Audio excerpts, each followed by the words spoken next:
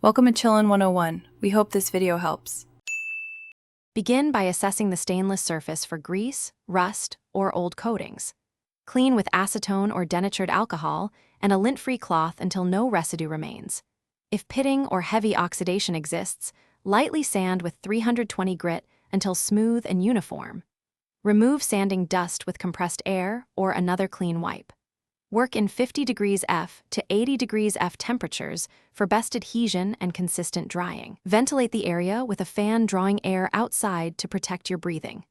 Wear a P95 or NIOSH respirator, chemical-resistant gloves, and eye protection at all times.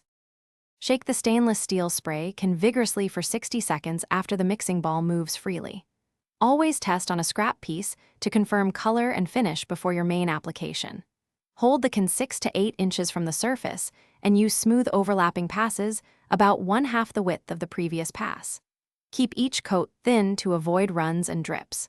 Apply 2 to 3 thin coats with 15 to 20 minutes of tack dry time between coats. Allow the final coat to cure at room temperature for 24 hours. After the last spray pass, let the part rest flat and undisturbed for 24 hours to fully cure.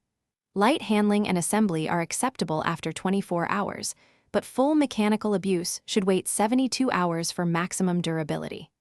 Clean fresh overspray with acetone while the film is tacky. Use mineral spirits or 600 grit sanding to remove cured spots. Inspect for runs and sags. Sand with 600 grit and recoat thinly if necessary. Store unused cans upright between 50 degrees F and 80 degrees F away from direct sunlight and heat sources. Dispose of empty cans according to local hazardous waste rules. Thanks for watching. Consider subscribing if we helped you.